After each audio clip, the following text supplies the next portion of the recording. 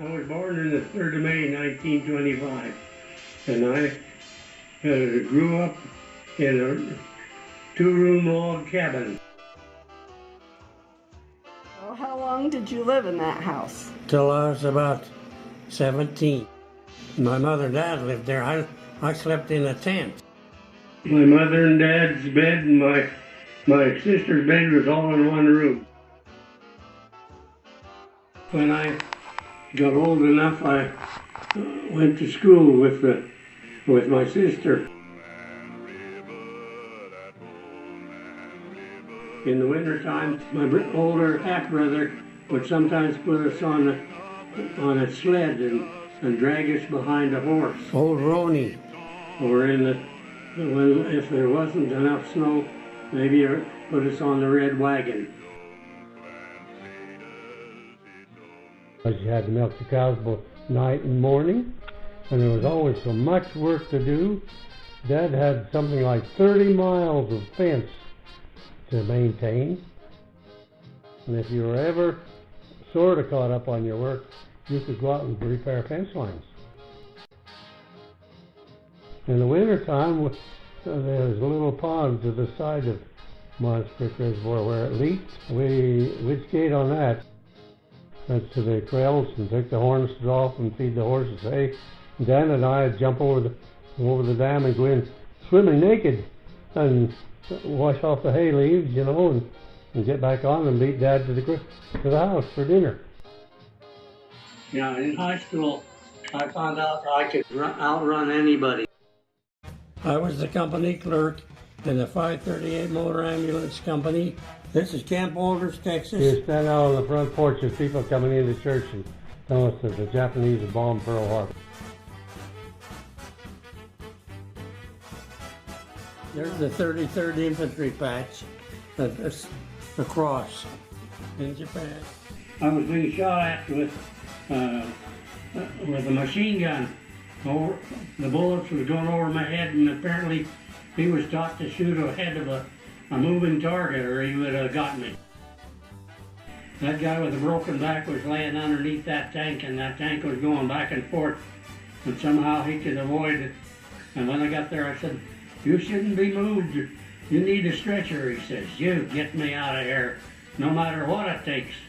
So we grabbed a hold of each hand and drug him down the street as fast as we could run, dragging him on his stomach.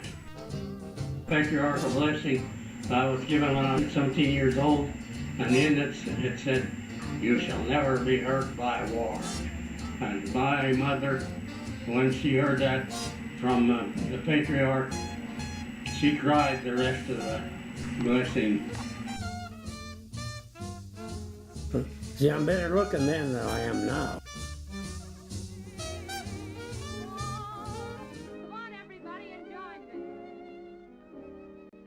Yes, that was my first date.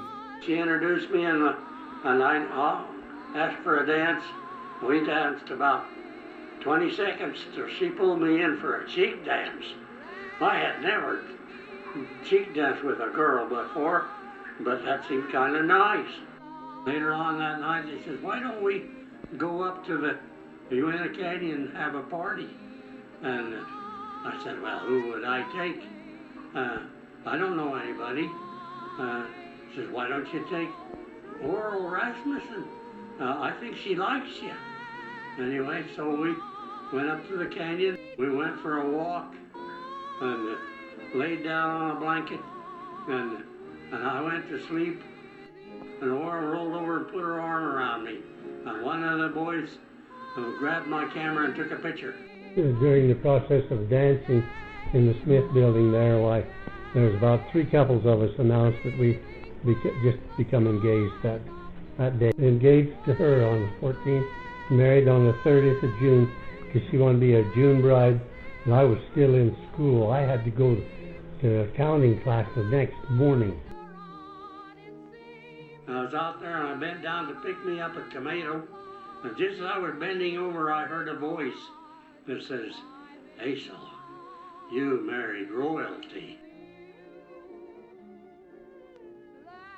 And that was soon after I'd married Oral Rasmussen.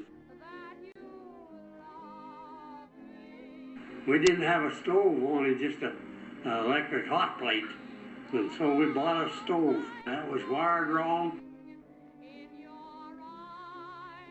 Sometimes in the night it would go, chack, chack, chack, chack, chack, chack, chack, chack. It's a wonder we didn't get electrocuted with that. When I applied for a loan to buy that house, $9,760, he said, I don't believe you qualify. And I appealed to him. I said, I don't smoke, I don't drink. I think I can make those payments. Well, all right, we'll give you a try.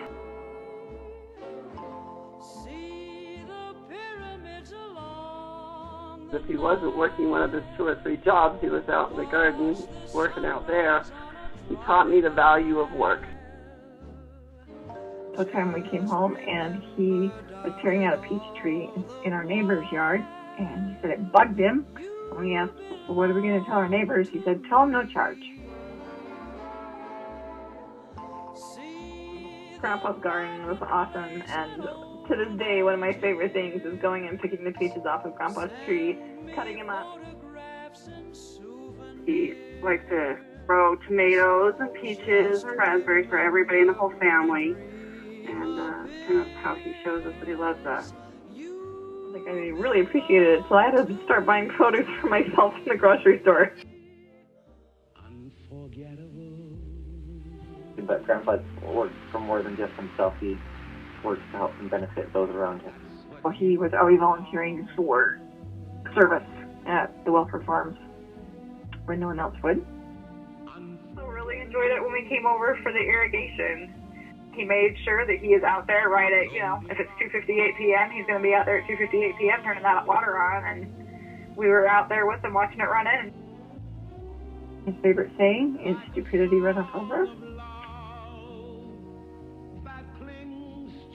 He's not a touchy-feely kind of person, but he shows us that he loves us by doing things for us. When I lived with him, he always made sure that my car was taken care of for me, that, the tires had air and it was running fine. He's always very supportive. After we moved back to Utah, and things were a little bit rough for us for a while, he was very supportive and kind of behind the scenes, but I don't know, throughout the years I've just kind of seen he's always been there and when we've needed him.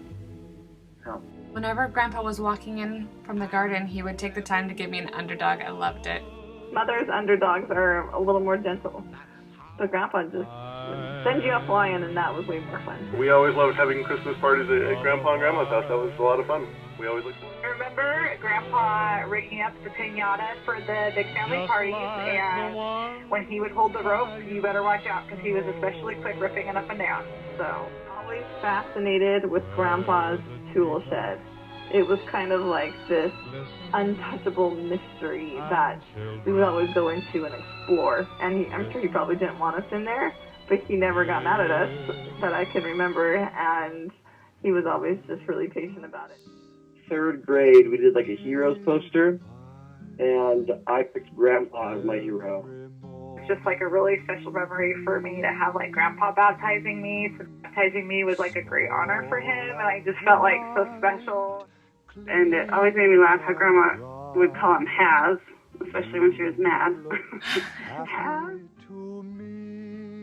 He is hardworking and giving. Grandma and Grandpa's house every single week. And sometimes I would hide from my parents so that they would accidentally leave me behind, because there was nothing better in my mind than getting an impromptu sleepover at Grandma and Grandpa's. He would come to every single one of my boring recitals and choir concerts.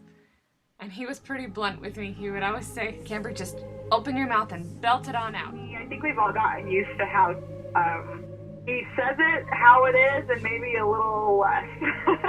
Like with a little less tact than most. I love you, Grandpa. I really loved going to Grandpa's mountain and having the water fight and having fun memories at the mountain top. Had a great big genealogy chart that covered his entire closet downstairs, and he's always had a love for his ancestors. Yeah, the one I won, finally. You probably wouldn't have won if I hadn't been rude for him. Well, I'm sure that did it in the end. They ought to pay you for that route.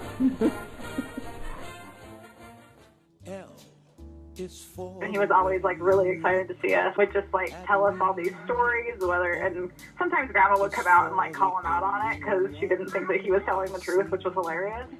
Didn't know how to hug very good, but he loved the kids anyway.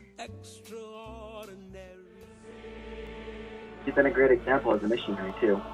I remember him going to mission to Tacoma. His ability to do massive amounts of temple work, 3 endowments in a row. I've taken him on my last 3 ships, and he just goes one after another. Towards the end of Mom's life, she got to be very confused with her Alzheimer's, and she was always thinking really bad things were happening that weren't. And one day, Dad came home from the bank and discovered that Mom had called the police and reported that he had gone to the bank and robbed it, and so they were there to arrest him. I appreciated the fact that he was willing to put up with all the things that she divvied out towards the end when it was difficult.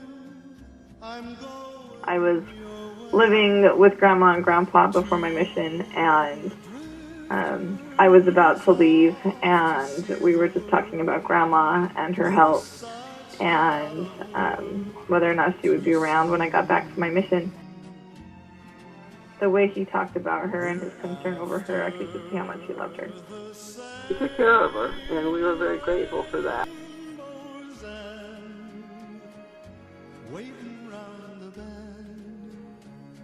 My huckleberry friend, Moon